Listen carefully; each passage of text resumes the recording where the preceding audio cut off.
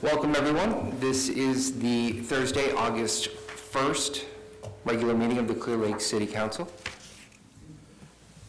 Madam Clerk, can you please do roll? Councilmember Kramer. Here. Councilmember Slotin. Here. Councilmember Purdock. Here. Vice Mayor Overton. Here. And Mayor Claffey. Here. Councilmember Kramer, can you lead us in the pledge? Be honored. I pledge allegiance to the flag of the United States of America and to the republic for which it stands, one nation, under God, indivisible, with liberty and justice for all. Could you please remain standing? Councilmember Purdock, could you lead us? I'd be honored, sir. Thank you. We have some friends just to the northeast of us that are struggling with some pretty big fires up there. And if you don't mind, I'd just like to offer a prayer for them. Kind Heavenly Father, we are so grateful to be here today, to be able to join and come together as friends and neighbors in the city of Clearlake to do the good work of the city. We ask that your Spirit be with us, to lead us and guide us and do what we need to do for the best of all involved. Father, we ask for a special blessing on those who are struggling with smoke and fire and evacuations that we all know so well. We ask that you would bless them with peace and comfort and the firefighters who are struggling, and keep them safe until all is resolved and can be peaceful once again. We ask for this in your Son, our Savior's holy name. Amen. Amen.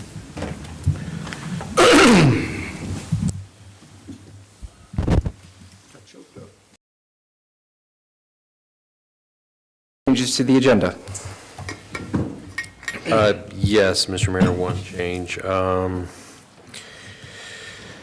We'd like to pull item number 10 off the agenda. There's some additional information we'd hope to put together, but recommend this be brought back at a future time. Thank you. I'll move that we accept the agenda as amended. Second. I have a motion from Councilmember Slotin, a second from Vice Mayor Overton. Please vote in your portal.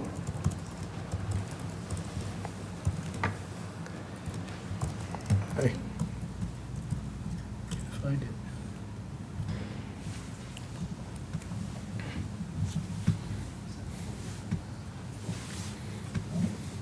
Aye. Motion passes with the unanimous vote of the council. Thank you, Madam Clerk. Moving on to item 1, a presentation from Health and Social Policy Institute on secondhand and third-hand smoke and aerosol impacts on health and multi-unit housing. Welcome.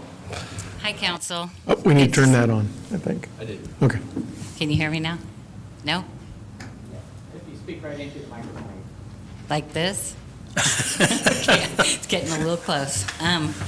So the last time I was here was October 2022, and it's been a while, and just coming back to bring some new information. Last time I was here, I talked a lot about the effects of second and third-hand smoke on children, seniors, animals, disabled, anybody living in shared wall housing, multi-unit housing.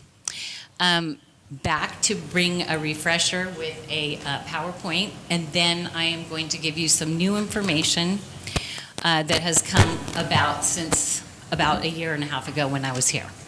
Are you guys still being able to hear me? Okay. So we're going to go ahead and start with the PowerPoint. I'm going to turn sideways here a little bit. So that's just the title. So next slide. Thanks, Melissa. These are some of the different kinds of things that people can have effects from second and third hand smoke. Chemicals that are known to cause sudden infant death, respiratory infections, ear infections, asthma attacks in infants and children, heart disease, stroke, and lung cancers in adult smokers. I say this every time I come. I'm not here to tell any adults what to do or what not to do as far as smoking or vaping.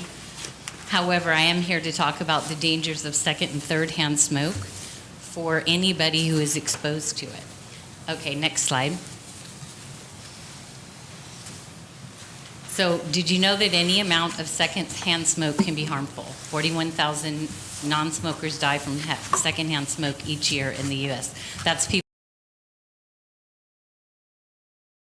because they have been exposed to it.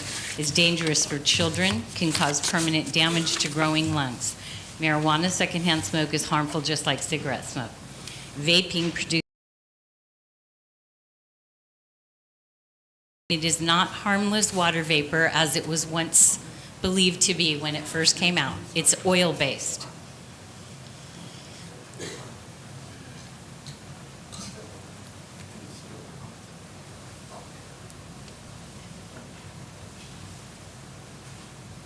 Okay, next slide.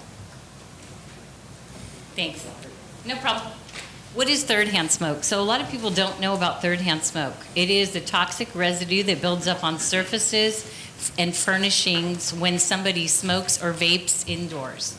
Children and pets are most likely to suffer from the effects of third-hand smoke. So it can be on furniture, it can be on hard surfaces, absorbed through the skin and through the mouth. Second and third-hand smoke the most, sidewalks, home, and shopping centers. So the city of Clearlake passed a comprehensive outdoor air secondhand smoke ordinance, and it's the strongest one of all of our jurisdictions. A big step. So now we're going to talk a little bit more about people who are exposed in shared wall housing. Next slide. So children and pets are most susceptible to touching and coming in contact with things, putting things in their mouth that have smoke or aerosol residues. And these are the products that contribute to third-hand smoke: cigarettes, vapes, hookah, cigars, pipes, and cannabis. Okay, next slide. Just a reminder that little hands touch everything. Kids put their hands and mouths on everything, and it can be absorbed directly into from their hand into their body. Okay, next one. Okay, so housing and disparities in secondhand smoke exposure. 32% of Californians live in 11.8 million smokers in multi-unit housing in California are exposed to secondhand and third-hand smoke. It can come from e-cigarette, aerosol, marijuana smoke, between 2016 and 18, sorry about that. Represented groups that are affected by this. 46.8 people or lower income or under the poverty line. 21.4 had less than a high school diploma. In multi-unit housing, 17.5%. You all probably know, but just as a reminder, Lake County has one of the highest smoking rates in California. We're close to 25. It changes, it's somewhere between 20 and 25, and that's based on cigarettes. Compared to California, it's around 11 to 13% total, so we're one of the highest smoking rates. Okay, next slide. Up to 65% of the air in an apartment comes from other units in the building. Smoke can enter through vents, electrical outlets, windows, and even tiny cracks in the wall. Next slide. So this is just saying share walls, not housing, are exposed to secondhand smoke. And this is just an infographic that shows how it can travel. Somebody could be living on the second floor and have people that are using any kind of vaping, cigarettes, or cannabis on either side, or who already has health problems. They are being exposed even if they're not utilizing the products themselves. Okay, next slide. And its definition relate to second and third hand smoke. California law defines smoking as inhaling, exhaling, burning, or carrying any lighted or heated tobacco or plant product intended for inhalation, whether it is natural or form. This includes the use of an electronic smoking device. So when we say smoke-free multi-unit housing or non-smoking in California, that includes all of those items that are there. That's the definition for the state of California. Okay, the next slide. There is a public health significance to cigarette smoking and being exposed to secondhand smoke. Lung cancers, stroke, other cancers, other diagnoses, chronic obstructive pulmonary disease. The amount, the percentages. And it says more than 480,000 US deaths every year are from cigarette smoking, and that's not including vapes yet. We don't have all of those figures yet. Okay, next slide. So as of April 1st, 2024, 84 California municipalities have enacted an ordinance at the city or county level that prohibits 7 counties, as you see listed there. And there's 84 municipalities. I pulled a few out that are close to us: Windsor, Santa Rosa, Richmond, Fresno, Roanoke Park, Benicia, San Rafael, and Petaluma. The policies represent over 6 million Californians, approximately 15% of the state population.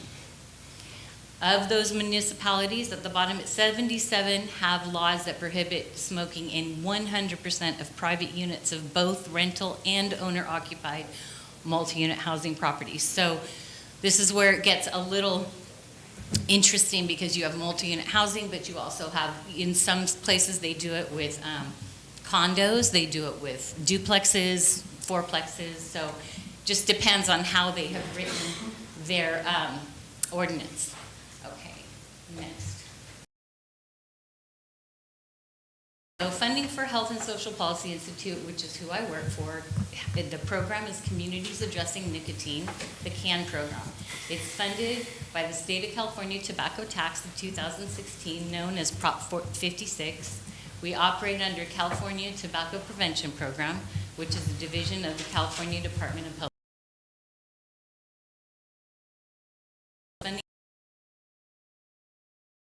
As you know,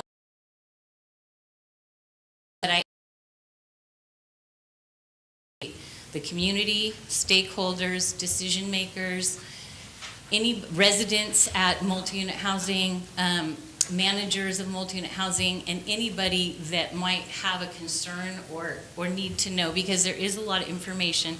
I've presented at a lot of places, and people tell me all the time, I didn't know anything about third-hand smoke. I didn't know about it.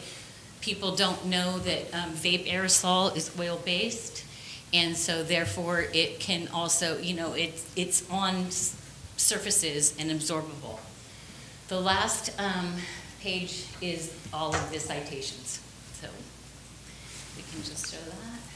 And those are the citations. There's a few copies of this out in the outside and some handouts for anybody else who might want them. And then I am just going to move on. You guys got a packet. So the next thing that I'm gonna point a couple of things out is for this, the third-hand smoke, a threat to children. I'm just gonna call out a couple of things that were interesting.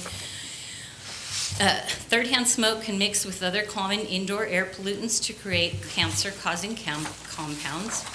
People are exposed to third-hand smoke when they touch contaminated surfaces or breathe air in a room where smoking or vaping has occurred. There's no safe level of exposure to tobacco smoke. Third-hand smoke contains more than 250 chemicals. Third-hand smoke is present in homes and cars where people have smoked or vaped, even if they can't smell it. In the middle, it says third-hand smoke is a danger too, and it lists children, pregnant women, people with cardiovascular problems, the elderly, and pets. A lot of people are surprised to find that pets can be affected by second and third. Reporting that they're having animals come in and they've been exposed, and that's one of the reasons. And it's dogs, cats, birds, and fish, because it can settle into the water. A lot of times when I go and talk with seniors and stuff, they're very, very interested to learn that and very concerned, because their pets are, their family oftentimes. Okay, I'm gonna deserve to be healthy and smoke-free. I'm just going to call out a few facts here. 8 out of 10 residents in multi-unit housing choose to make their homes smoke-free. So 8 out of 10 are smoke-free. However, they may still be exposed to secondhand smoke in and around their home. The World Health Organization has stated that 100% smoke-free policies are the only way to entirely protect multi-unit housing residents from harmful exposure to secondhand smoke. And benefits for residents and property owners. Since most people don't smoke, there is a market demand for smoke-free housing. Some people don't want to move into a unit that has had a saturation of smoke or vape, or, second and third-hand smoke. Reduced turnover costs. Smoking units are much more expensive to clean and tend to remain on the market longer. Lower fire risk. We know we have fire things, and we've actually had a couple of apartment fires that were caused by years ago. And they had a elevator in that building, and the elevator wouldn't work because it was on fire. So it was pretty critical. Luckily, I know that some people were exposed to inhalation. Some people were displaced from housing, but they luckily nobody passed away. I'm gonna go on to. So a lot of times people ask if we're seeing smoke-free laws or an ordinance or something to that effect in a jurisdiction, how do we do it? So we're about half and half in Lake County. I'm going to talk about the city of Clearlake. We have half, I talked to a bunch. The complexes here are smoke-free already, and the other half aren't. If they receive any HUD funding, they have to be smoke-free. People ask, how do you make the change? How do you switch over? How do you get to a place where you get the other ones to go that way? Sometimes an ordinance is decided upon, and then there's a phasing in period of time. You have to work closely with the managers and the residents to explain it to them.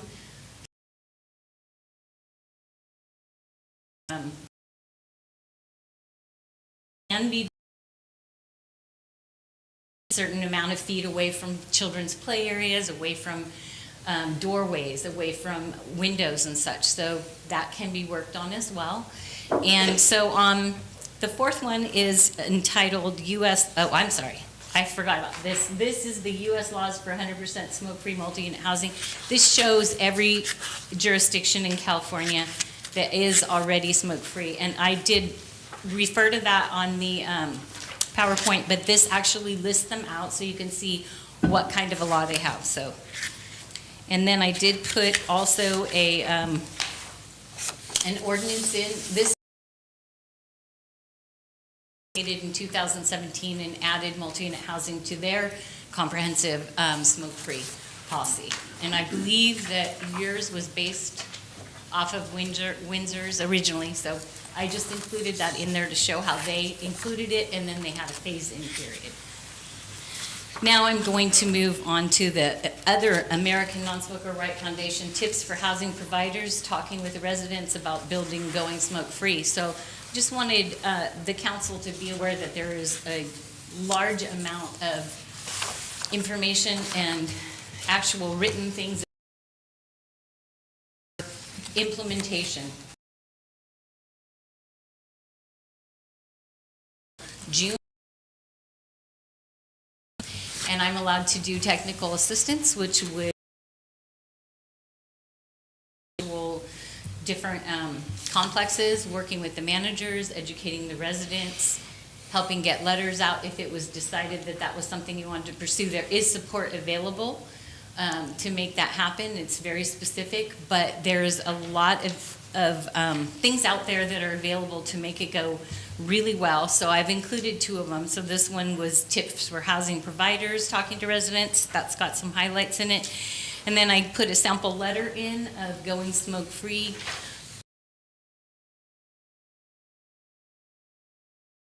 So this is one way that it can be done, where you give them plenty of notice, you explain it to them. And then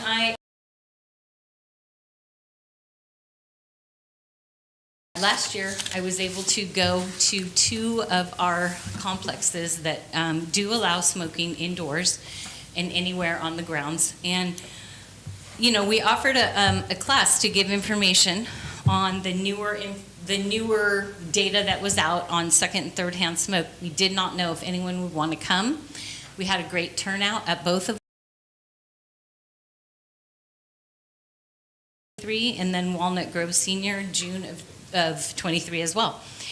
And we had 18 people between the two, which I think is pretty amazing, considering, you know, they are at places that do have. They kind of wandered in slowly, and they're like, I don't know if I can come because I smoke or whatever. And I said, no. It's just information for you to learn information any other way, because things have changed so much with vaping, and there hasn't been a lot of data because it hasn't been around that long. It's been around 7 or 8 years now, but now the data is coming out and it's pretty scary. So we did a presentation, and I'm just going to read you. We asked him at the end, what was the most important thing you learned today? I'm just going to read it the exact way that they wrote it. So one person said, I forwarded secondhanddangers.org to smoke comes through walls, the harmfulness of vaping and how it can affect children and also pets, the effect of secondhand smoke has on children, marijuana dangers to pets, vaping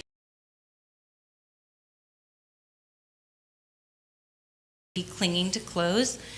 The vape toxins was new to me, as well as skin contact being a method of consumption. How harmful second and third hand smoke. They had never learned about that before. And then the last was, I didn't know that secondhand smoke came through outlets and pipelines. It's scary to learn that third-hand smoke aerosol from vapes can be on carpet, clothing, etc. And also that vapes were not regulated. So those were some of the comments that they gave, and I feel like they were interested and engaged once they learned that it was just about learning. And a few of them told me personally that they care that stop, but I never want my kids to, and I don't want my grandchildren to be exposed to any of these toxins and things like that. And they said that they just might choose or some of those types of things. So just wanted to let you know that people are willing to take in new information. So if there was ever a time that it was needed to go and work with any of the multi-unit housing managers or complexes, that's something that can happen. I have a couple more things, but I don't want to go over time, and I don't know how much time I have. So. Oh, finish up. Okay. Go right ahead. So some of the newer information that I wasn't able to include, because these are pretty new things that have come out in studies, one of which is, let's see, Queensland, Australia did, they call it passive smoking. We call it secondhand smoke here, but there they call it passive smoking. So the idea being that if you're a child or anybody and somebody is smoking near you and it's the burning end is coming towards you, or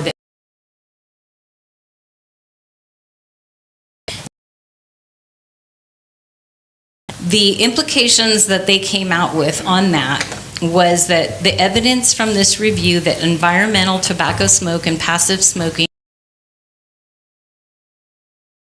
both prenatally and postnatally during early childhood.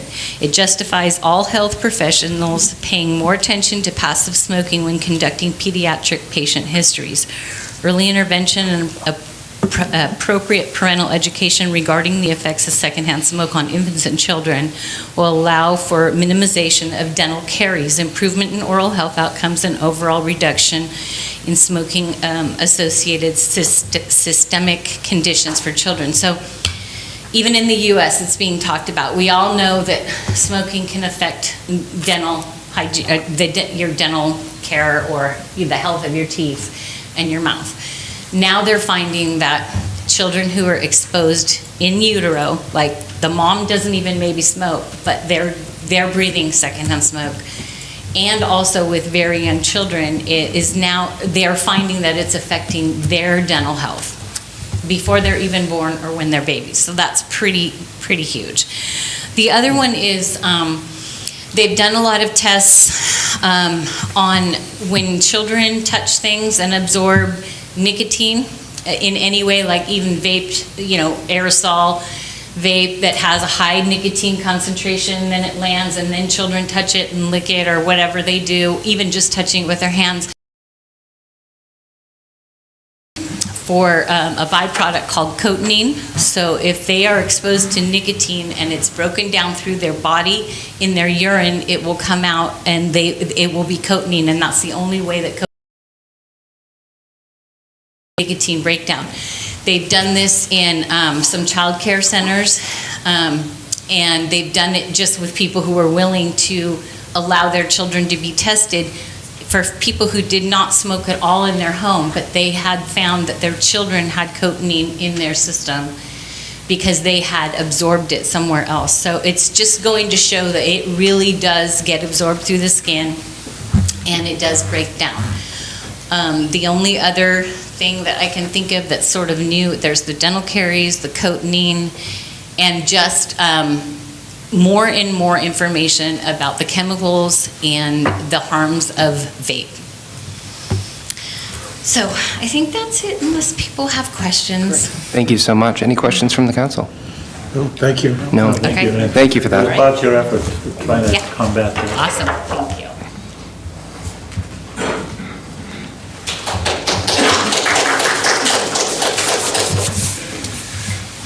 All right, we'll move on to item F, public comment. This is the time for any member of the public to address the city council on any matter that is not on the agenda and that is within the subject matter jurisdiction of the city.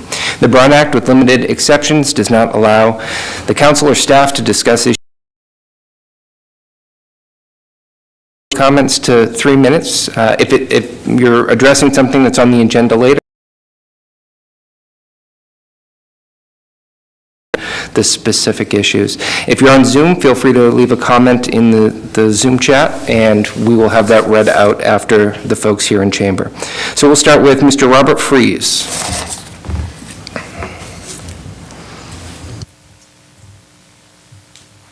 Good evening. My name is Robert Fries. I live on 10th Street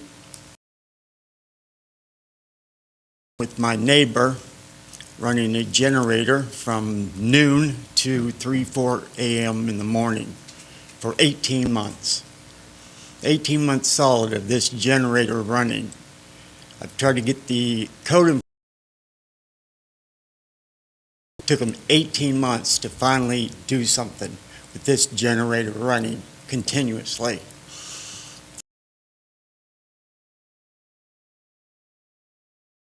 An issue with, he has a 40-foot container right on my property line, 23 feet in front of my front door.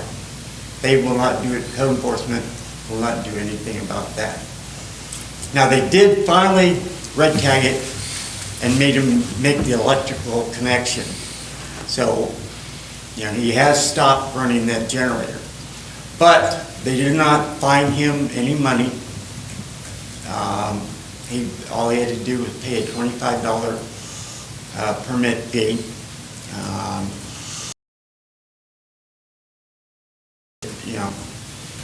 He has, there are several other issues, and he will not do anything unless he is forced to do it. With moving this container, it's illegal to have it within the city limits. I can't get code enforcement to do anything. Going back to the calling Jan, and she finally told me that to call dispatch after 10 p.m. to report the noise curfew. Well, I did that. I did it like 6 times. Officers would drive up, shine their light in his window, and then drive off. And that was it. Concerning the generator and the abatement of his other property, they have done nothing.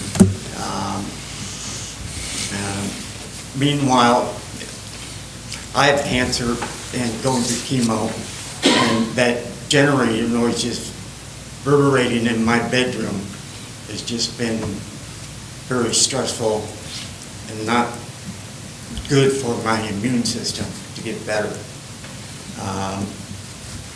Code enforcement seems to do nothing about that. So I would just like that to be known. I'm Lambert, not returning my calls, not returning emails. And the container issues that is going on 2 years now. And all they do is send out, told me he's going to die in that house. He's not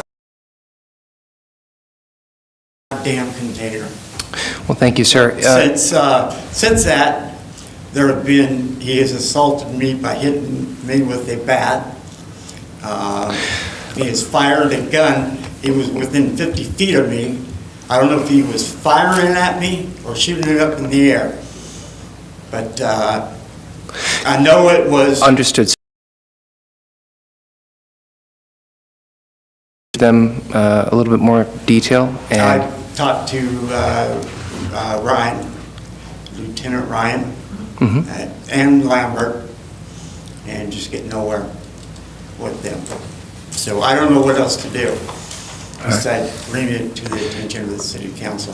Thank you for bringing that forward, sir. And, this has got my immune system stressing out about, Understood.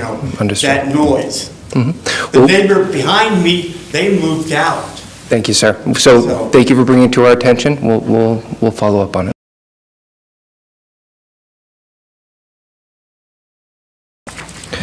Mr. Frank Costner.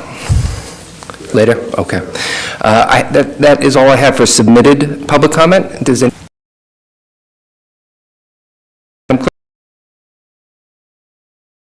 There is a comment from Mr. Brian Hughes on the Zoom. However, it appears to be related to an agenda item. Okay, we will hold it for that agenda item. Thank you, Madam Clerk. All right, I will now close public comment. Any council members have anything they want to pull from the consent agenda? No, sir. Anyone from the public? Madam Clerk, anyone on Zoom? There's no request to pull An agenda as presented. Second. I have a motion from Councilmember Kramer, a second from Councilmember Slutin. Please vote in your portal.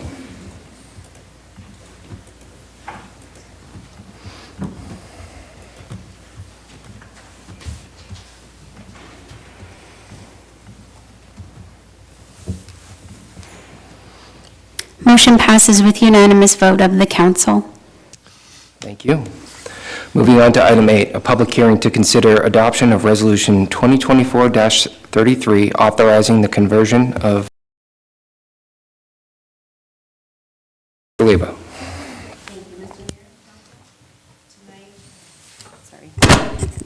Tonight, the City Council is being asked to consider adopting Resolution 2024 and correction -34, authorizing the conversion of Pine Street to a one-way street.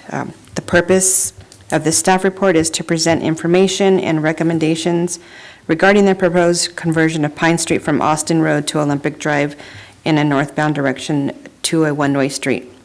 This public hearing is scheduled to solicit feedback from council and provide transparency on the proposed changes.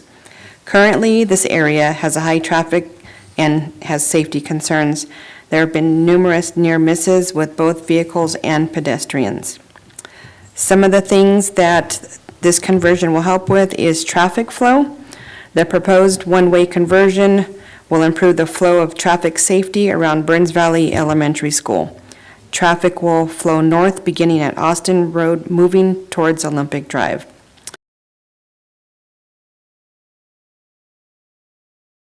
This will improve pedestrian and cyclist safety, including proposed enhancements such as restriped bike lanes, striping of crosswalks, for improved pedestrian crossings, signage, and improved overall safety. Lastly, parking conversion for pickup and drop-off zones. Recommended, there is no fiscal impact. At this time, it would be simply striping and signage. 2024-34, authorizing conversion of Pine Street to a one-way street. Thank you. Councilmember Purdock. I just wanted to confirm the item number is 2024-34, not 33. Yes. Thank you. I think the question I have is regarding the school there. Do we expect any impacts? Yeah, come on forward.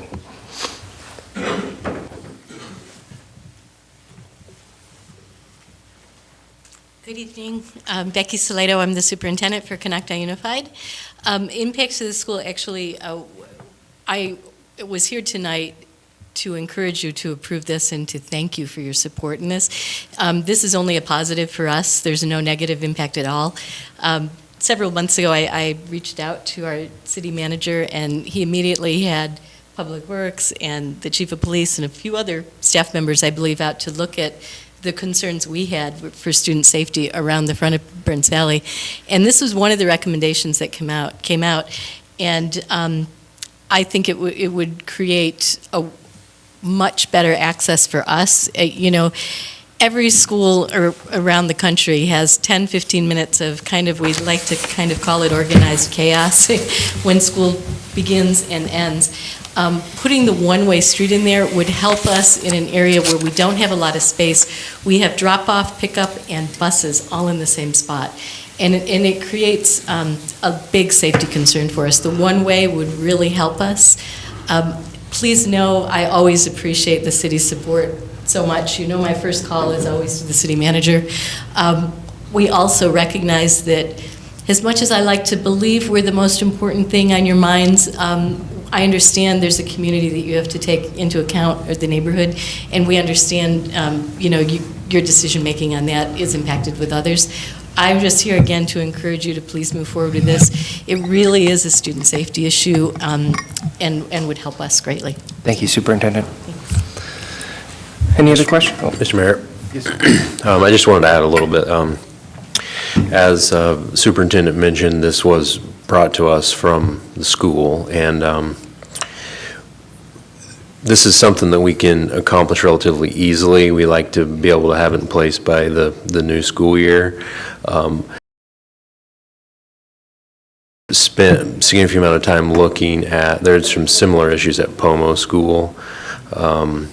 In some ways maybe even worse, but it's a much more complicated situation to solve there. And through that, and in fact, Blue Zones has some technical assistance, kind of funny, and they brought in some experts who have spent multiple hours kind of seeing how it worked, and there's probably going to be some longer term solutions that will be proposed at a different time that's going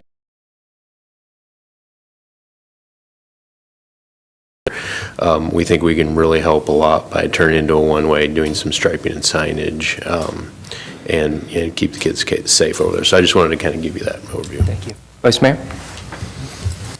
Well, I think this is a wonderful idea because probably, I think it was 2007, 2008, we were trying to work with the school districts to do something about both of these schools. So here it is many years later, so I'm excited that this, at least this is the first step of us taking care of and making these roads safe. Worried when school starts and ends that somebody's going to get hurt, and I don't want to see one life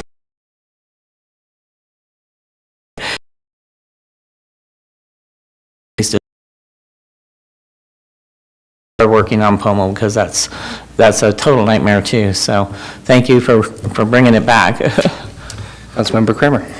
Yes, I also agree that this is definitely needed on Pine Street. I haven't looked at Pomo yet, but imagine it has. So I'm in support of it. I do have a question with regard to the resolution language. You have resolution of the City Council of the City of Clearlake designating certain streets one way and authorizing placement of traffic control devices, then parentheses Pine Street. Are there other streets that are involved in this? Or are you doing this, structuring that language for that, some reason? Okay, so it is just Pine Street, even though it says certain streets.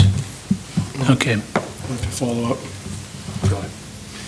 So maybe the way I interpret that is you do have those other tributaries that are coming onto Pine Street, so I'm assuming you'd have directional signals that would show it as a one-way and which way traffic is to merge in and travel. Would that? Is that what you're getting? Councilman Kramer's question. All right, thank you. Come forward, state your name, and you have 3 minutes.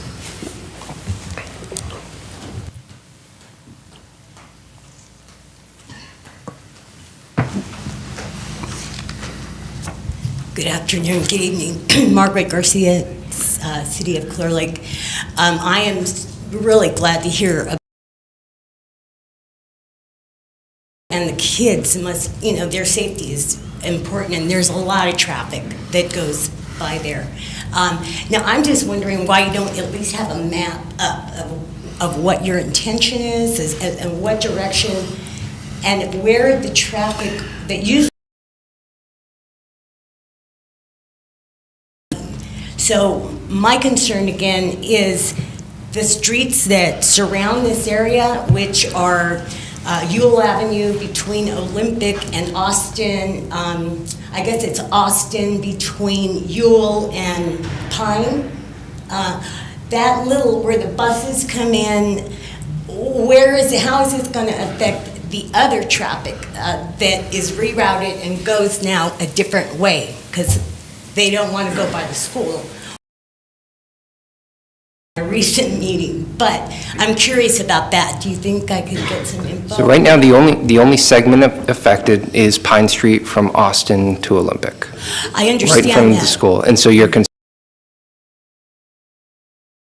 that's likely going to be rerouted around the Haverty Field. And all of the area that is still full of potholes and horrible is where all these cars are going to be. Again, Ewell Avenue, which gets so much traffic, and so I'm curious, has that been thought of, and what's your idea there, or what do you see happening? Director, do you believe there's going to be a significant impact on traffic flow in the surrounding roads? Well, all of the roads from, I think, Olive all the way to Redwood are going to be paved, so all of those roads will be a lot smoother, as well as Austin, and Ewell Avenue is on our 8-year Measure V plan as well. This one way, okay, that's going on Pine by the school, obviously, people that can no longer go the other way are going which direction? And it's just going to be deterioration of the roads around the park. But Okay. I'm all for the school Yep. safety. Thank you. Do we have any traffic data on that road for who travels down it, or the amount of road traffic that travels down it? And then do you assume it will impact other roads significantly? It will impact them, but I wouldn't say significantly. There's a few roads for everybody that's in the surrounding area. All right, thank you, Director. And we'll monitor it if it seems to be a larger problem. Okay, all right, well, thank you. Thank you. Would like to make a comment? Yep, please come forward.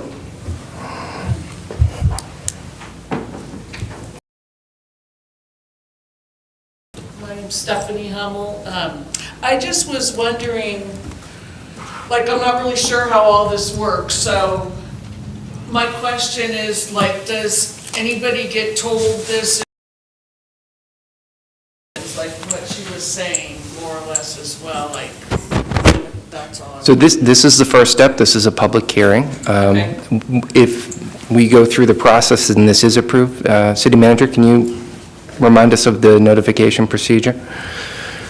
Well, this is a public hearing, so our legal requirements are to do a publication at the city council hearing. I don't believe that there's any other notice required. Notices were also sent to the surrounding neighbors, and then a 100-foot buffer. Just asking, I know how it works, so. No, thank you for.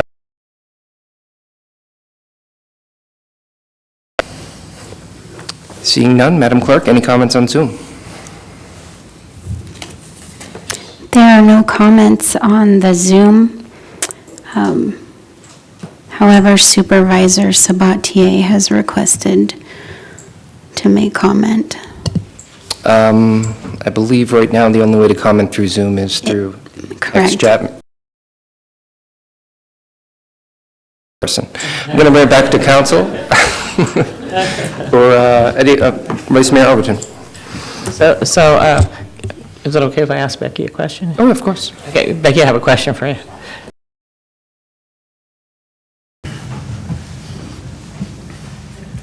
So, is there a way we'll call through all that? I'm going to assume that way all of the people before school will know that this happens. And, Absolutely. Okay. When you have released something to us, we'll make sure it gets out to all of our parents as well as on our Facebook page. There's other ways to make sure that everybody knows things, so, thank you. Thank you. We haven't talked about this, but, the city could send out a nixle or two before the first, before school starts about the change too, so. Sounds sweet. I'll entertain the motion. I'll take the motion, Mr. Mayor, if I may. I'd like to move that we approve resolution not 33, a resolution of the City Council of the City of Clear Lake designating certain streets one-way and authorizing placement of traffic control devices, specifically Pine Street. I'll second. I have a motion from Councilmember Kramer, a second from Vice Mayor Overton. Please vote in your portal.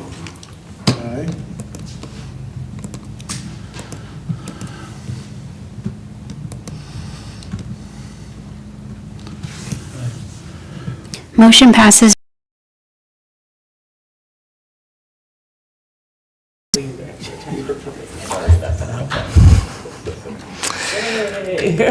Moving on to item 9, a discussion of water-related issues in the city. City Manager Flora. Yeah, thank you, Mr. Mayor, council members. So, we mentioned before that it's our intention to have a number of discussions about various water-related issues in the city, and we had a plan to have a few different experts here, but scheduling hasn't worked, and so, this is a few things I could provide some brief updates to the council on that have been happening around water issues, and then if there's anything specific you want to ask questions about or whatever, we could get into that as well.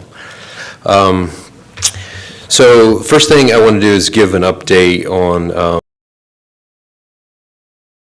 where that was filed, and the city council made a decision this time. It's something that generally happens every 3 years, to actually become a party to the proceeding. And so our city attorney has been involved in,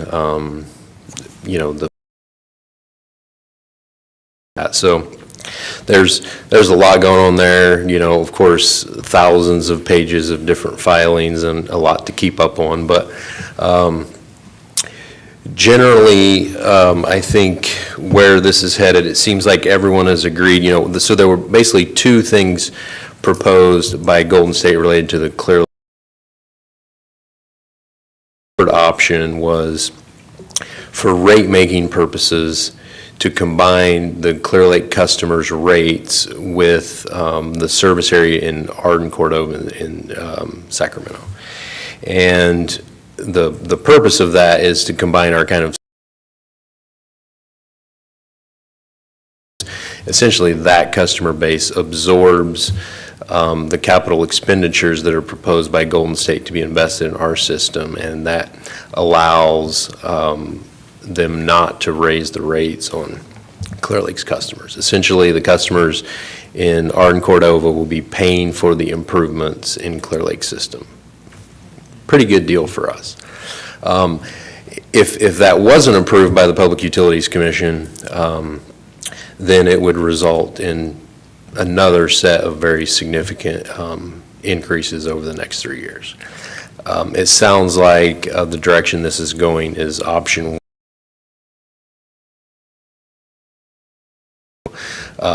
now, the caveat there is the existing rates in Golden State service area are, in many cases, 3 times higher than some other areas of the city, so also very high. It's not going to lower them, but if this whole case is approved this way, it would freeze the customers' rates in Clearlake for the next 3 years. And then they would come back with another proceeding, as they do every 3 years, and we'll see what happens at that point. So, that's the big thing. One thing, there's also negotiation back and forth on what is proposed as far as capital improvements in the Clearlake service area. We haven't had copies of that information, like their actual master plan for improvements here. The numbers of what's allowed is also something that's negotiated through the rate setting process. I'm not sure if we have yet, but we'll be requesting that information so that as a party of the proceeding, we can take a look at that and see what's actually being proposed in the system here. So there was a public comment period that was in sort of the end of June, early July. Unfortunately, so this was not just for Clearlake, but for the whole case. There were, not a lot of participants with that. We did put out a little bit of information that it was happening, but the comments, the summary I got on the comments, that virtually all the comments involved the very high rates already, the very large proposed increases to rates,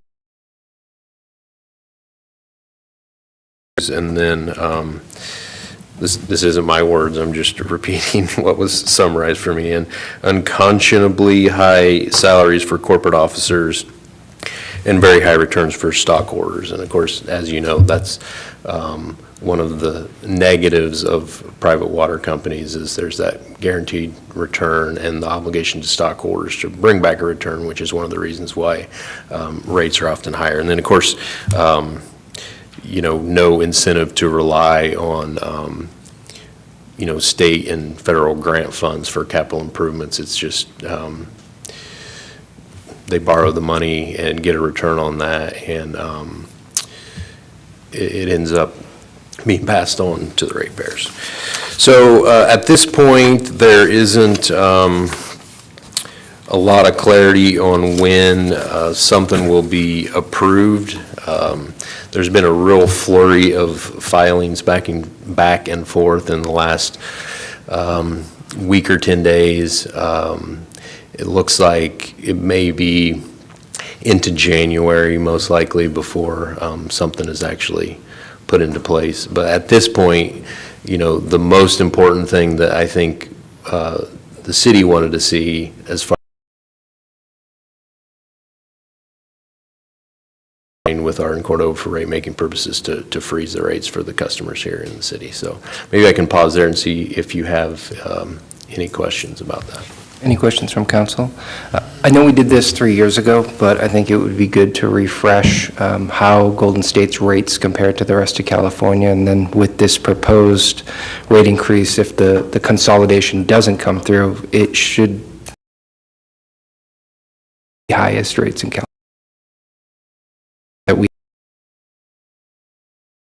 That's going to be and how it compares. So we can talk about that, Sure, but yeah. let's bring it forward to another council meeting. All right, continue. Okay, so the other thing I want to talk about is we've had some conversations with, well, I'll back up.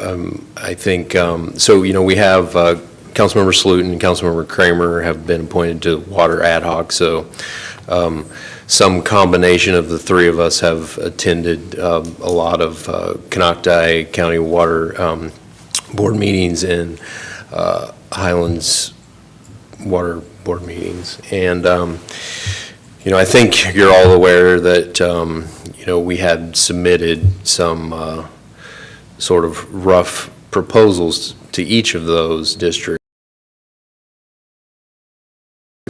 with the city as a city utility. And so there's been, basically no back and forth with Highlands. Instructed not to talk about that with their board. But there has been Water District Board, and we had asked that they appoint an ad hoc committee similar to what the city has to kind of, meet and talk in a little bit more detail. And to this point, they haven't been willing to do that, but we have had a few conversations with the board. So the main thing I wanted to update you on is there was the idea brought up of, is it possible to do a joint powers authority between,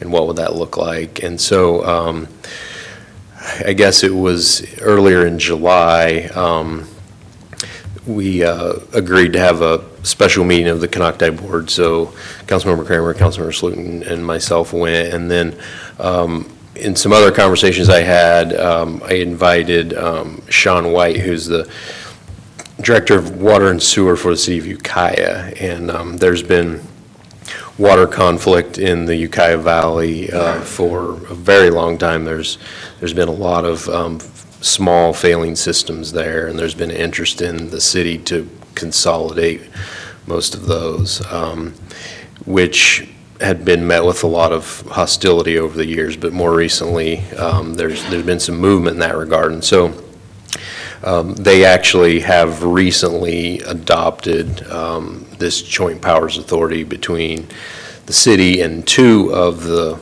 water districts in the area. And so Mr. White came over and kind of gave a summary of what they saw as the benefits, how this all came together.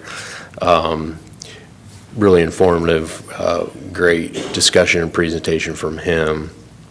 I've actually invited him to come and speak to the city council about this as well, and he has agreed to do that. We just haven't been able to nail down a date, so we can get into the details of that a little bit more when he comes. But, great insight into how that from the state for improvement. So we talked about this, I think, a little bit when Mr. Roscoe was here, but there's program is the primary pot of funding for this type of stuff. So they focus on systems that are severely disadvantaged communities, but which none of the water districts here are currently failing or at risk of failing. Highlands has been in that category before, but is not currently. It's classified as potentially at risk, which is the next tier below that. Proposals in severely disadvantaged areas, systems do bump you back up into priority status under this program. And so, just kind of throwing that out there at this point. I think there seemed to be a little bit of interest in, asking a lot of questions and whatnot from the Canocti County Water Board. There hasn't been any follow-up since then on that. I'm not sure that there's any real, but, we continue talking to them and going to their meetings and,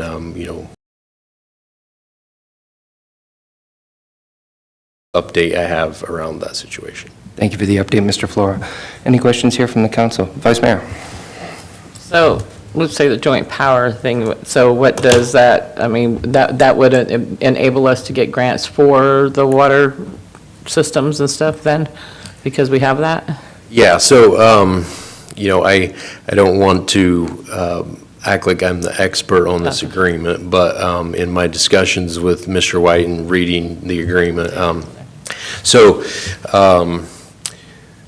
the water board, it has to be clear to everyone from the water board's perspective that this has to be a path to consolidation, right? And so this is a way to take that step and open the potential for them to get money for that. And the way that their situation over there works is there will be a transition where all of the employees of the other water districts will become city employees. The boards still stay in place, and then they, you guys are familiar with that because we are, part of a number of them already. And big for funding, board from each of the entities would get direction intended under this model that there will be a point when it's all consolidated under the city. And that's because the water, that's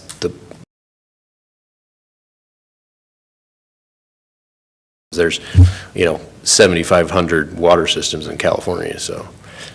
Well, that's the way, and Lake County had a ton of those too, and they've consolidated. Right, yep. Slowly, everybody. So, did you kind of say how long this process has been going on for them? Well, the more recent where there actually was interest in putting this together, either of the council Like 3 or members, 4 I years. think 2 to 3 years maybe, to get to this point, yeah.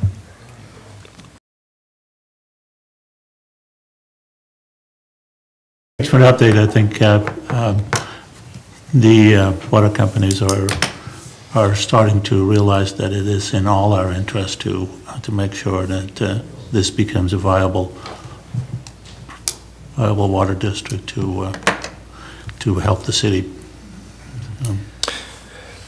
Well, just a couple other probably more brief ones, but I wanted to, there's been some misinformation out there as well. So, you're aware that the city did file a lawsuit against Highlands Water Company asking for primarily 2 things. One, records that should be available to shareholders that they've refused to provide, and the contesting the validity of the Board of Directors election at the shareholders meeting in April. And so the hearing on that was last Friday. At the judge reviewed the briefing materials, and so he wasn't ready to receive oral arguments at this point, and so that was rescheduled to August 13th. So the hearing will happen on that there. And then, so essentially what that's asking for is just a new election where all the shareholders in the company to participate in that election. And so, and then also, release the documents like shareholder list and that type of thing that have not been provided to us. And then there was also a lawsuit filed against the city by Highlands violation at that meeting because there were 3 council members at the meeting, but that doesn't constitute a Brown Act violation. The company. So fortunately, we shared our views on how, this one isn't going to go anywhere. It hasn't been filed yet to our understanding, but we were notified that lawsuit with prejudice. So looking forward to seeing that get filed. And then, one of the things that makes it so complicated because of the 3 different organizational types of the that before, so I won't get into that, but but the State Water Board is the entity that's ultimately responsible for drinking water regulations. And so they do periodic inspections of the systems. And up until recently, all of them had, they're supposed to have inspections, I forget what it is.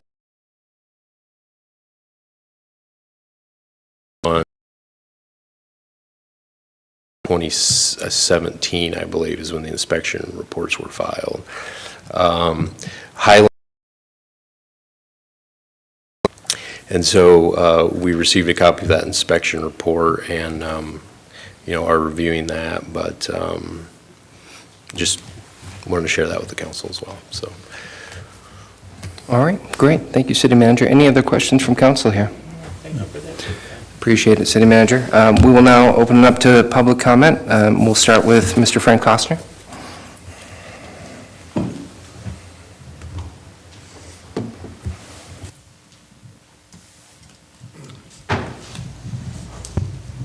Good evening, council members.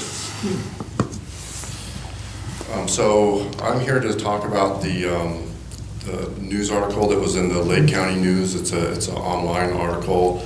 It was in, I believe, the July 24th. I hope you're all familiar with that article. So in that article,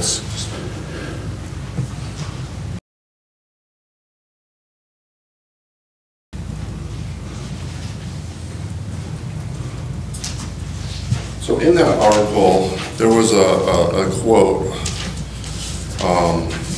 and the quote is, this is from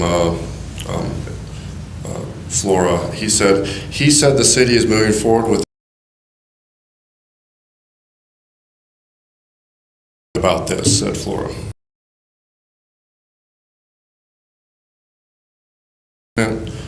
It is unnecessary. It does not help foster a good relationship with the district, and it also hinders the proposed JPA with the city wants to form with Conocta County Water District. That comment takes my 35 years of experience in community service and turns it into a negative. Conocta County Water District does not do background shady deals like a good old boy would. I'm new to these type of local politics, and so I do not want to say negative things about the city management. I just want to point out the city has issues that they should be focusing on before trying to take over the water districts. Some of the things I believe that the city should be focusing on is the raw water quality that we're all dealing with.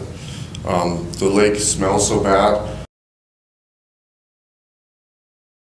Bass fishermen come, and people come to enjoy the lake when the raw water quality is so bad.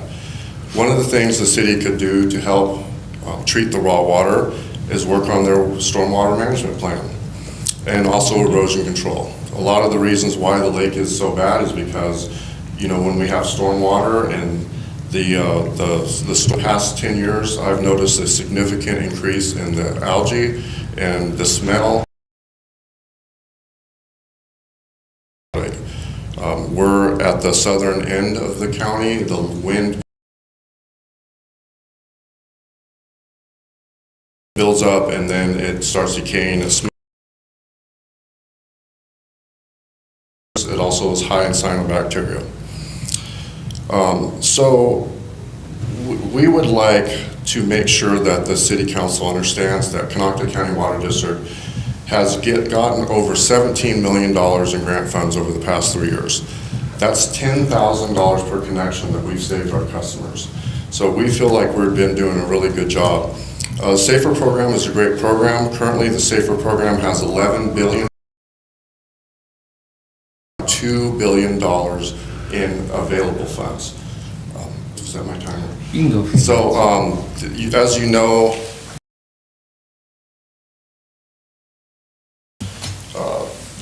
those funds come and go, and it's really hard to get the funds, but I just want to point out also that Conocta County Water District has been very successful in getting grant funds, and we're very proud of that. So, thank you very much. Thank you, Mr. Costner. Any other comments here in the chamber? Yes, please come forward, one at a time.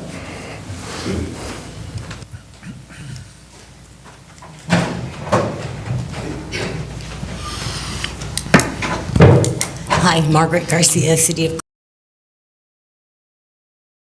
I've been to several meetings where this has been discussed, and the last one got cut short at 10 p.m. actually, my notes are in the car, which I don't really want to go out and miss something said here. But I have a few questions. The first is, I'm unsure why this is to our advantage, maybe the city of Clearlake or the customers of Highlands Water. I'm not sure where all this came from, how this all started, and are we going to see Highlands Water rates go up? And I know that Canocti has done, I mean, they had like $10 million in grant that they collected.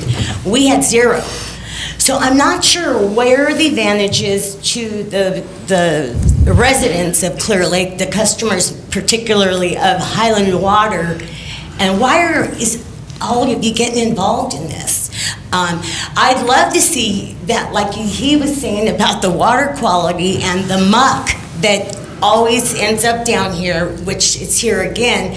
You know, something maybe done in that regard. I'm not sure what the advantage is for you guys to be.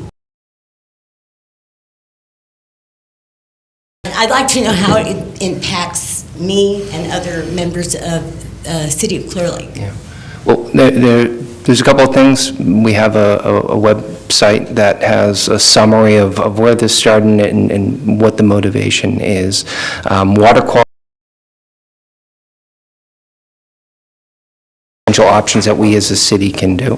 But, you know, the lake is controlled by the county, so we have limited ability there to get grants and get other things to help. And then the benefit of, you know, we talked a little bit about it with Golden State, how their small system has some of the highest rates in California, and they're looking to expand their system to expand the burden. Really support the issues very closely. Golden State is super high. I just see that as, okay, my rates are going to go up if they're all consolidated. So that's my concern, and maybe there could be more. I see this, you're saying on the website, but how about just like on paper, explanation, what's going on and why? Yeah, well, look at the website. We also had Mr. Roscoe. Yep. And like I said, it went till 10 o'clock, and then I got cut. I couldn't ask questions. Okay, thank you. Any other comments here in the chamber? Please come forward, one at a time. Hello again. I did get that flyer that was describing why the rate increase. I think there were 6 issues why they wanted to raise it 30%. And the reasons, I think one was property taxes, federal taxes. The 6 reasons were, to me, didn't increase in rates. I pay over $100 a month, right?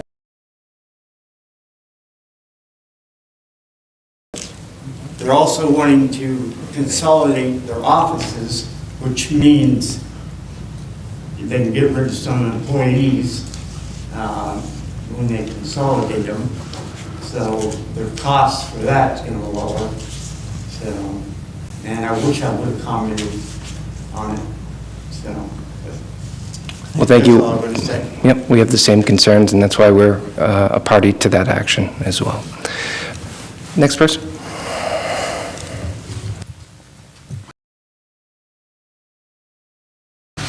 Davis, City of Clearlake. I'm curious, Alan, as far as Sean White with the 2 facilities you said that are looking at consolidating with the She city. needs a director. I'm curious about the size of the 2 companies that are looking to consolidate with the city of Ukiah.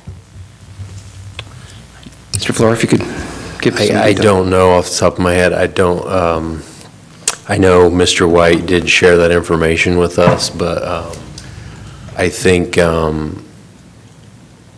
mean, I think they're probably smaller than either 3 districts here in the city, but around 1,000. I don't know. I shouldn't say because I don't remember. So something worth asking when he. Frank, if you recall what size they were? Frank's shaking his head no, so I assume no. Thank you.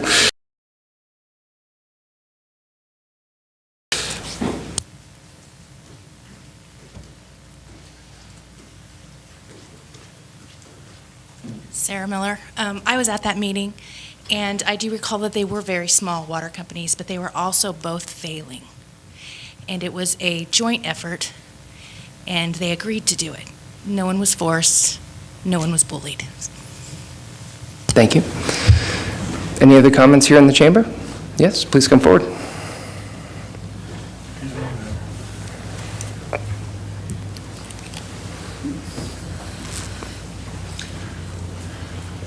My name is Jeff Stanley. I'm with Vice President of Clearlake County Water Board. And I have a lot of contention to like to air things right now about what's really going on here. We run a contact. Put this microphone up. You got to talk into the microphone. You can hold it. We run a water district that is at cost, no profit. They can't hear you in the back, sir. It's on. We run our water, we make our water at cost. We don't incur a profit of any kind. Legally, we're not allowed to call ourselves a nonprofit organization because somebody doesn't like it. But we have the cheapest water rates. We're 2 cents a gallon versus, let's say, Golden State gets 6 cents a cubic. I'm sorry, 6 cents a cubic foot versus our 2 cents a cubic foot. We have all new machinery. We've applied for grants. We got them. To everybody's amazement, we got all of them. We have a brand new shiny plant, and you guys want to take it away from us. We've earned it. You can't improve on what's perfect. You're going to denigrate it. You're going to make it expensive for people that can't afford it. There's some very bitter customers around here. I don't know what circle you guys run in, but most of the avenues, they're very much against anything coming from the government. Can I just clarify? So Canocta is a special district of the county, correct? It's a special district, yes. Okay. Okay, and we run it like a private company, basically. We produce it at cost, no profit gain there. There's no point in trying to apply for more grants. Everything we want, we've got right now, pretty much. We've tied in with the other water districts to supply them if they have need, or vice versa. There's been mention on the fire hydrants are out of date, but they were up to code when they were installed, and they can't be forced to renew those. But we have installed a lot of fire hydrants, I think 30 or something just recently. We're trying to replace all of them as we can afford. Latest and the greatest. We've been accused of a lot of things. We've been sent on fool's errands. They say, oh, you need hotel there. Has anybody seen an official document from Marriott? I don't believe it exists. Any feasibility study would shoot it down. One, there's no attraction here for that. There's no convention halls, no amusement parks. It's not economically feasible. I've yet to see something yet. We've been beat up with that on a regular, ongoing, basis. Sorry, it's a little hard for me. I got a weak heart. Standing and talking, expending all this hot air. Well, just to be clear, sir, we do have agreements at the airport site. You do with Marriott? Mm-hmm. And with the dentist as well. Can I see something? Like, I'm thinking that, why would they put it there? There's no attraction to bring in clients. I mean, that, but we have. Convention centers, there's no amusement parks. Understood, but this the lake is. Stinks. There's no contact, the lake, you can't, no water contact type place. The fish is contaminated with mercury, arsenic, and PFAS. Okay, sir. I'd love to see something like that, and you may make a believer out of me that was a real statement, you know. Well, you did something and it works. I would love to see that. So, well, that's fine. At some point you will see it, but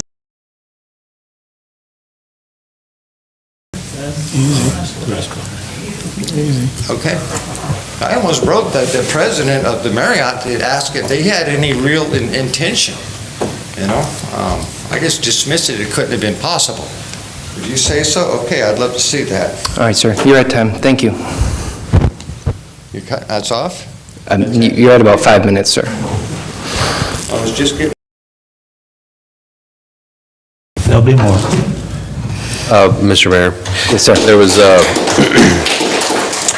question about the number of customers. Just according to the State Water Board's website, the two systems we're talking about in Ukiah, Millview, serves a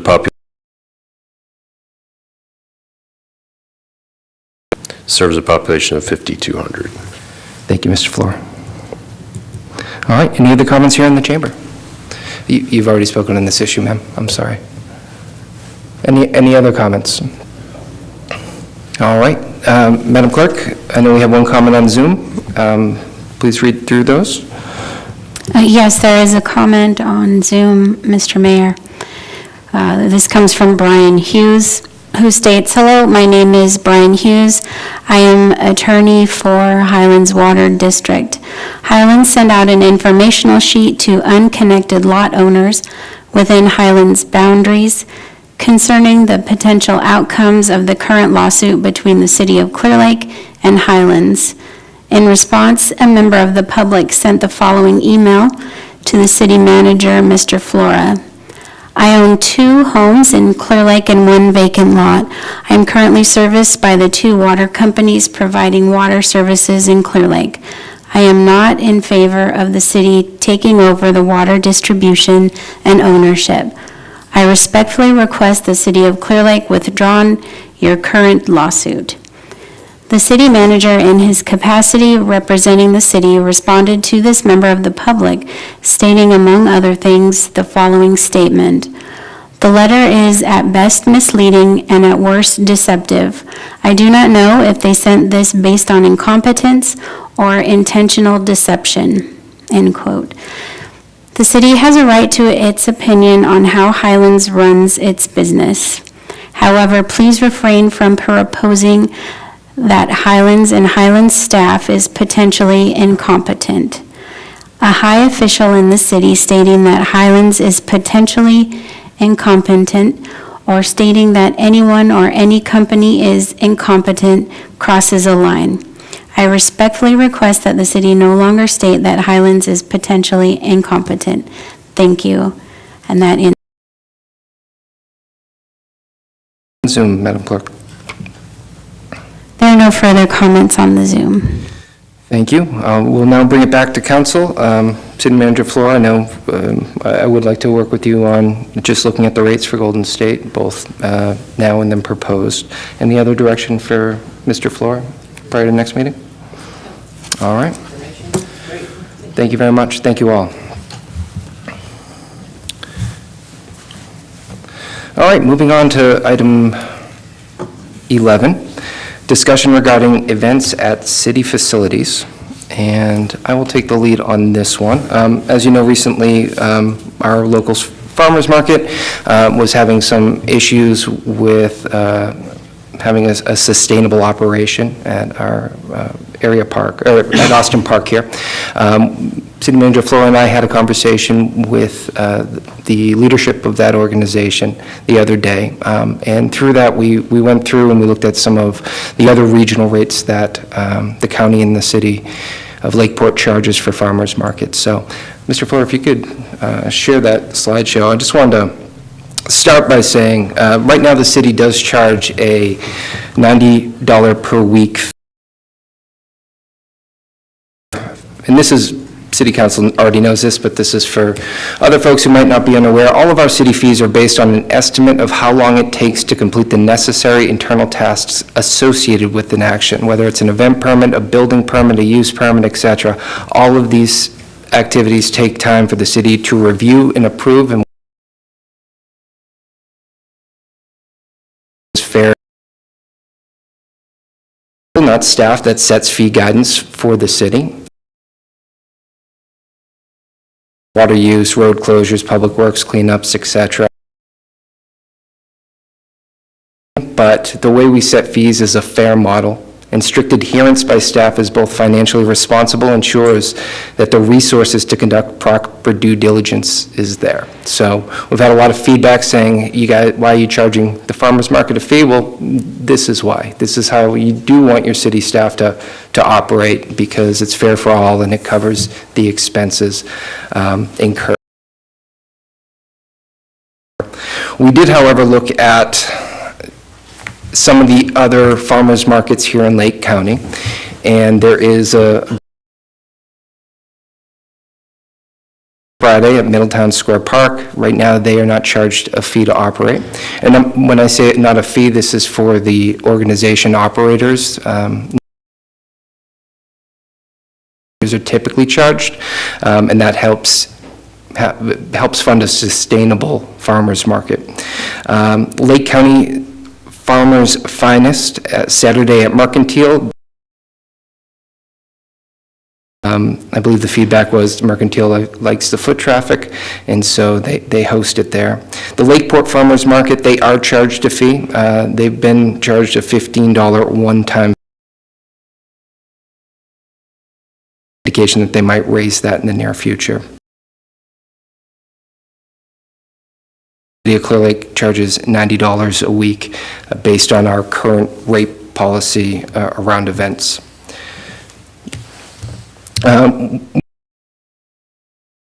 Areas, so San for their farmers markets and night festivals, etc. Counter to that, Sonoma has recently increased their fees because there's an organization that hosts that, the city hosts it, and at the moment there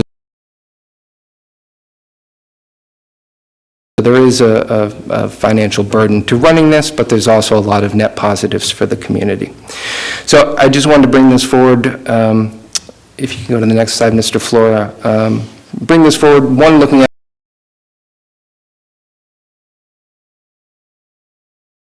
the San Francisco proposal, and then I have a suggested proposal, but I'd be open to talking more about this. So based on the San Francisco proposal, an event fee waiver suggestion, any event could take advantage of this proposed fee waiver if they are free and open to the public. Everyone in the community can access. Occupy a public space, a public park or space that does not require road closures. Takes place between 8 a.m. and 10 p.m. and the applicant must be a Lake County-based nonprofit, small business, community benefit district, business improvement district, or a. This waiver would just be for local entities bringing quality events to our community.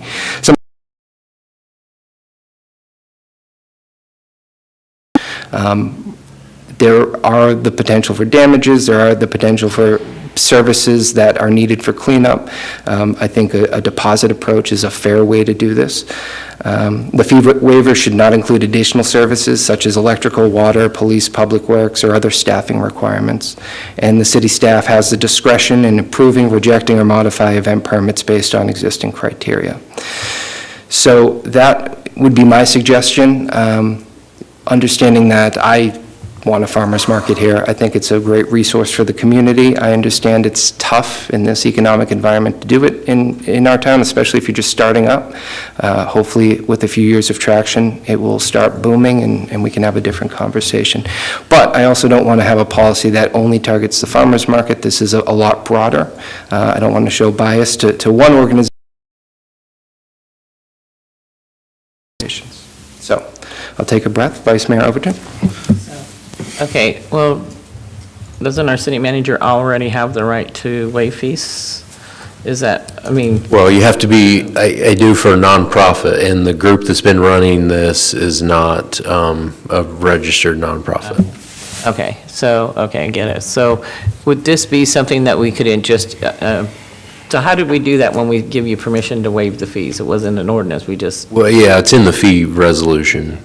So could we just would add this to that resolution, or? I mean, Well, yeah, if you want to change it, I mean, the conversation that the mayor and I had was Well, I think there's a couple wrinkles to it. One, we had invited the organizers to come tonight and talk and share their opinions, but it doesn't look like that they were able to make it. They did, there's been a lot of, a lot of stuff out there on social media, as I understand. I'm trying to avoid it, but it keeps getting sent to me by various people. So that they were looking at going outside of the city. After our conversation, they said they really did want to be in Austin Park. They would like to keep it here. But they to get it going and it's not really a year-round thing for the most part, that they would need to be able to move forward as soon as possible. So what you really need to do, if you accepted the mayor's proposal, we would need to come back and adjust the fee resolution.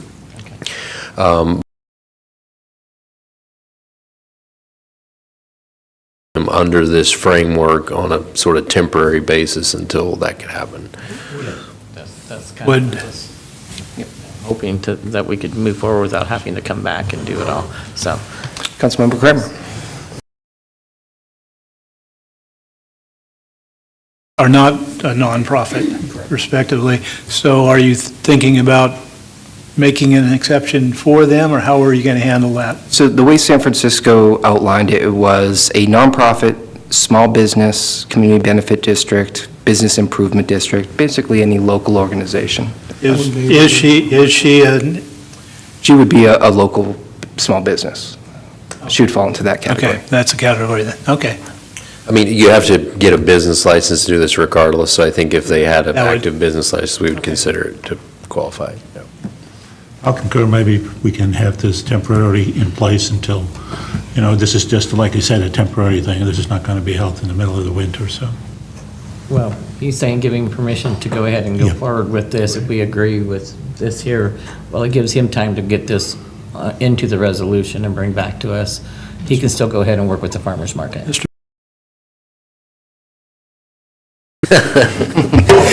Well, my preference would be that even temporary direction to the city manager have some defined parameters around it. And I think the way that we would do that is to bring back not an emergency solution at the next council meeting or the earliest opportunity, providing some of those bumpers so that it doesn't put staff authority is and what it's not, and rather than have the council delineate those on a verbal basis, it just makes sense to me. Not that you probably could not do that.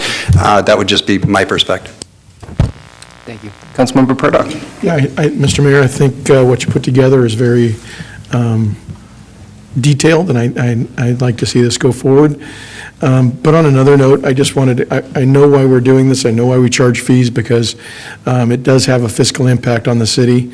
But honestly, in today's economy, and I'm looking at what's happening statewide, we're taxed when we're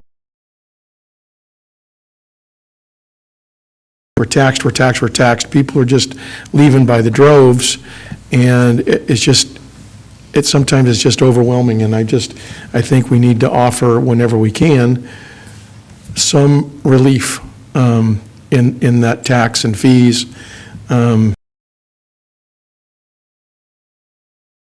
Socially, economically challenged. So, yes, thank you, Mr. Mayor, for bringing this forward. Thank you. Any other questions from council? All right, I'll open up to the public. Any comments here in the chamber? Yes, come forward, please.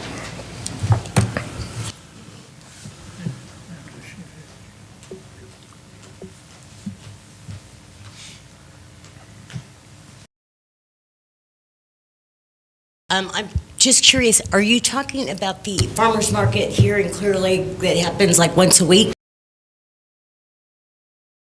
And Tuesdays? Is in there. Yes, so the one that happens here at Austin Park. See, I'm not a big farmer's market participant, but We'll convert like you. that it We'll exists. convert you. So you're talking $90 a week to each vendor?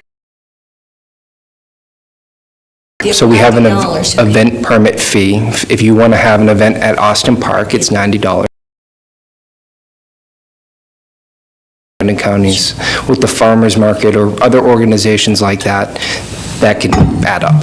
Yeah, okay, I'm just was not clear on that. And I think, if I'm not mistaken, that the Middletown Farmers Market does not charge the vendors any fees any longer. Is that right? Oh, that wasn't in the They charge the presentation. vendors. Yeah. They charge The county doesn't charge the host. I don't know if the host charges the vendors. That's separate from us. All right, well, you brought it up as far as comparison. And why are you comparing City of Clear Lake to like San Francisco and Sonoma Farmers Market? So I compared it to San Francisco because I was looking for an alternative, and San Francisco proposed spectrum to understand what costs are for a highly successful farmers market for a city. So just giving points of comparison. Odd comparison. I'm just coming, all right, thank you. Yep, no problem. Any other comments here in the chamber?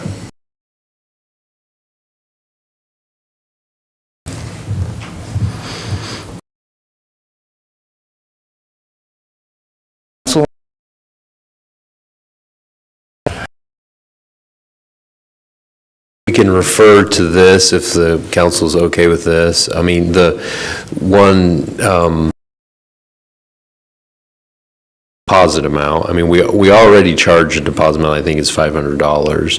If you're willing to keep that, you know, for, I'm not the attorney here, so Mr. Pucci can jump in and correct me, but I mean, I feel comfortable if the council's okay with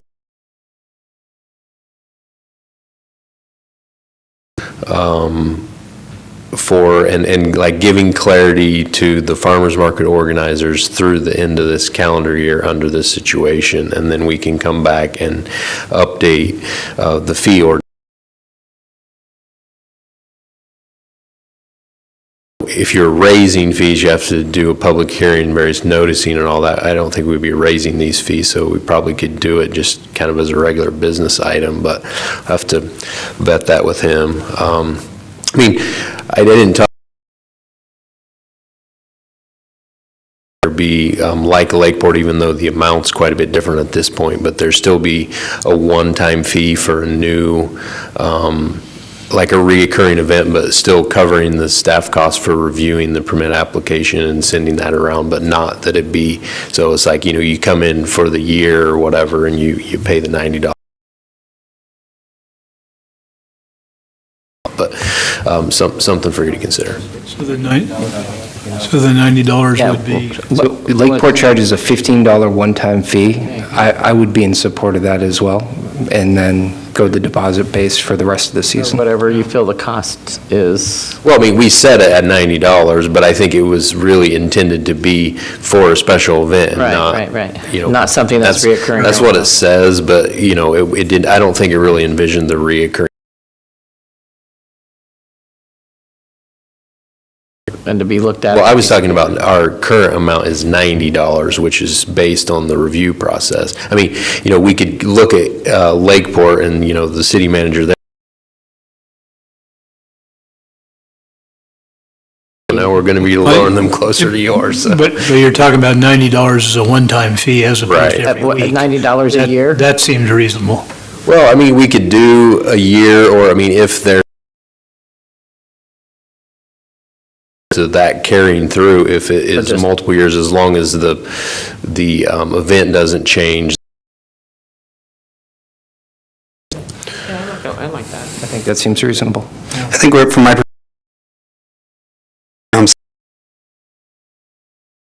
a legal perspective of fee modifications with direction to staff and authority to develop a fee waiver program is a whole different scenario. That's very easy to do. So I think that I can work with the city manager. My comfort level would be if we are going to modify fees and the city manager has direction as to what that modification looks like, then we can just develop a resolution and we'll modify those fees and he can develop a fee waiver program consistent with. All right, thank you all for your participation, and we'll move on to item 12, consideration of designation of voting delegates and alternates for the League of California Cities Annual Conference in October. Director Swanson. I'm up. Swanson. Oh.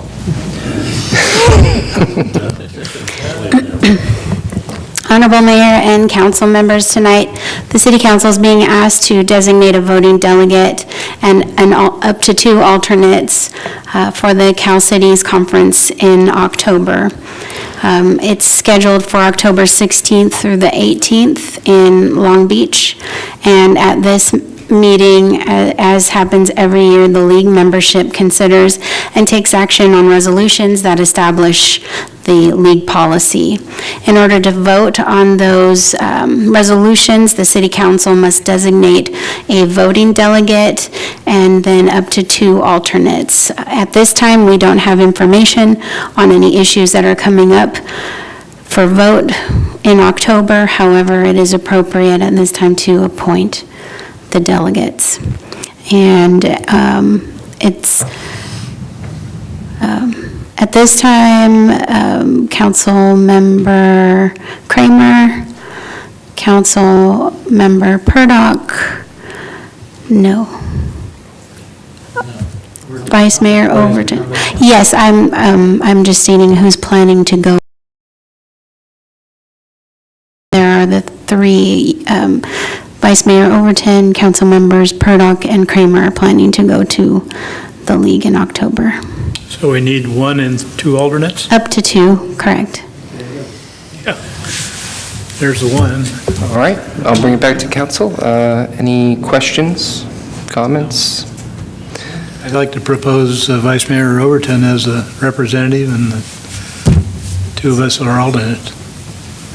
Before you do that, since there's no questions, any comments from the public? Yes, please come forward.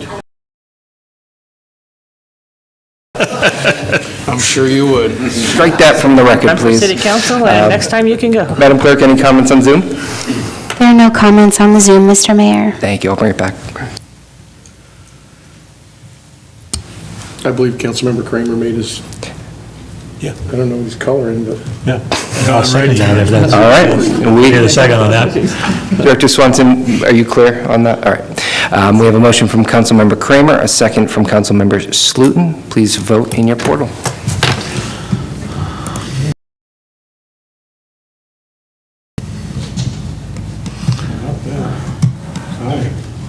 Aye, aye.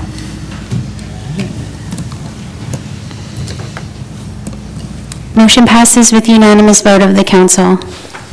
Thank you.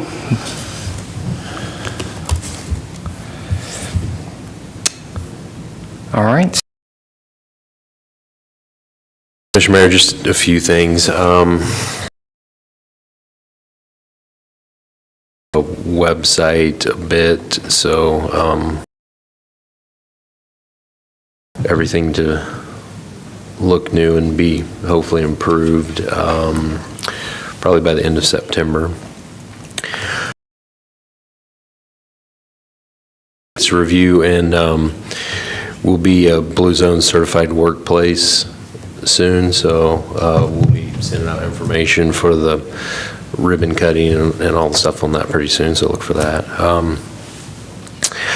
Vice Mayor Overton may mention this, but I'm sure all of you remember Julie Burrows, who was a longtime city employee, and there's been some delays, but Vice Mayor Overton's organizing a sort of dinner, remember, 5:30 at the youth center, is that correct? Wanted to provide an update. The site visit with for the Elam Indian Colony on the Burns Valley project for our federal funding consultation this week, and was a great little site visit with him and Public Works Director and Project Manager and staff, and we'll be getting their written comments, but just pleased to continue to have a great working relationship with that tribe. of the approach the city has taken and with the way we have designed and presented the project. A few project start dates. There's a couple of signage things that were approved by the council. Wayfinding signs will be starting next week. The digital marquee signs at the 3 locations, we don't have a date yet, pending main. And there's the 3 large road projects. Clearlake Park will be starting on August 12th. South Ballpark will be starting next week, August 5th. And then the Tree Streets project, up slightly because Golden State has a number of upgrades to their infrastructure that they're trying to get done, but it's taking a little while, but right around the corner we'll be having the smell of asphalt all over town, so that'll be great. And then just wanted to remind the community, the August 9th coming up for City Council, and then there's obviously various other seats, including Canocti School District, Canocti County Water District, and so forth. So papers for City Council, you need to contact the city clerk, and the contact goes through the county. Mr. Flora? Councilmember Kramer? Yes, just saying, as City Manager Flora had mentioned earlier, I've attended several water district, water company board meetings, both with and without him, and with Councilmember Slotin. Had a meeting with Caltrans through APC affiliation. They asked to their safety program, people asked to have a workshop with me, or a meeting anyway, because I've been complaining about the safety or lack of safety on Highway 53 for pedestrian traffic.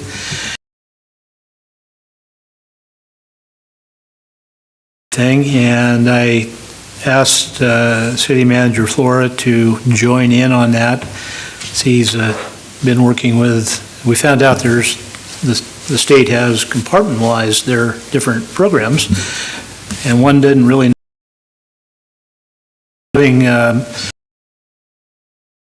We were able to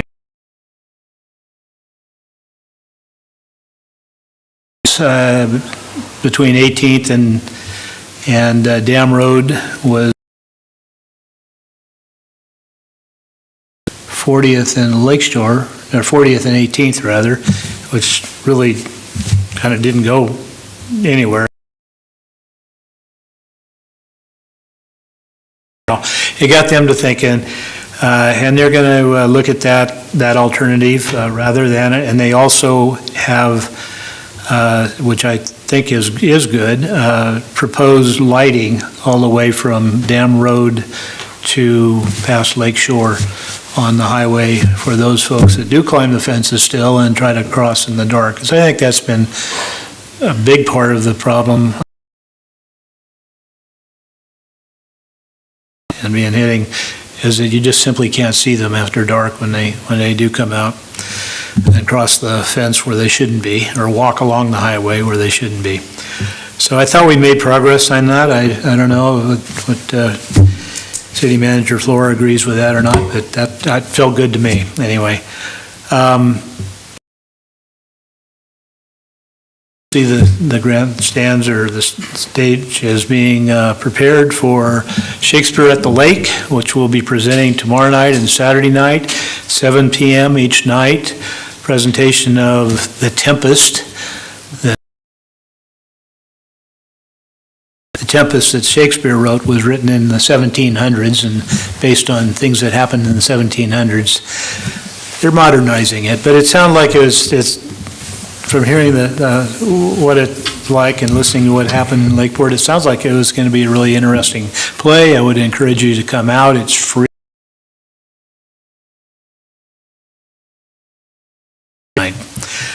And then last, but certainly not least, in regard to the council election specifically, I've arranged for a candidate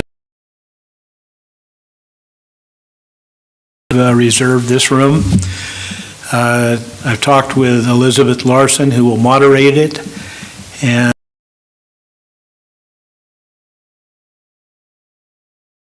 Peg TV. So it'll be 7 p.m. on September 16th for all candidates are invited that I guess turn in their papers by whenever they're due. So again, September 16th. That's all I have. Thank you. Councilmember Slutin. Like Councilman Kramer said, we attended a couple of meetings with the Water District, and the only thing I have actually not much more to report. I was trying to cool off on the coast. But I did give Conocta Water the information I had on fire hydrants, and they are supposedly updating that information to get that soon. Councilmember Purdock. Sir, I haven't attended a meeting this go-around, and I have nothing to report. Vice Mayor Overton. Gosh, I don't normally want to say that. So I'm glad that we're the blue zone. I wish I could have my celebration at the community center saying that we are. So when we do open up, we're going to do a hoorah for ours too. We have actually been a blue zone for about a year and a half, but just haven't been able to. Good thing that we're all coming into this wonderful health thing. That's great. So as you said, Julie's celebration of life, we're kind of calling it. They are having, they're going to, she wanted to be buried here, so would like to join. They are saying that, you're more than welcome to come and join the family. And then we'll have a little dinner get-together. Had all asked, and like if we were going to do something, it just took time because her family were all kind of far away, so we were just trying to get it all coordinated. So please, everybody come. It's, the family would appreciate us sharing her life with them because they were kind of far apart, so they really didn't know our life. I think it would be a good opportunity for them to show how much we did. Then I went to a COAD meeting, which is regarding our Reliance heating and cooling centers and the things that, how we can all work together. And there's a lot of different groups that are in that. They're collaborating, trying to figure out how we can all help each other when in need. So it's kind of good to have those contacts and know who's doing what. I wanted to put out there that we're anticipating our open. So people keep calling me and asking, and hopefully we'll be having those installed this next month. We're praying for that. But, there's just a lot that goes on even after they're installed. So, I just kind of wanted to put it out there because I've been getting a lot of calls lately. And so I back in there until October. So get it out there. I will be gone for probably our next meeting. I'm going to a Meals and Wheels convention back east. So while I'm back there, I'm going to take a few extra days and spend some time with my family. So I will not be here at the next meeting. So let you guys know if you're going to do anything bad, do it then. And that's all I have to report. Thank you, Vice Mayor. I got to, last weekend, be a judge for the One Team, One Dream Small Business Competition, and it's one of the greatest organizations we have in Lake County. The entrepreneurial spirit here in Lake County is incredible and specific. Came up and went under some tough scrutiny and prevailed. I don't know if the results have been released yet, but expect some Clearlake businesses to be represented in a couple of weeks, couple of months when they do the final competition. So please, Ms. Garcia, go to the farmers market. Everyone else, support our small businesses. They're the lifeblood of this community, and we thank you all. With that, any future agenda items? Seeing none, we are adjourned.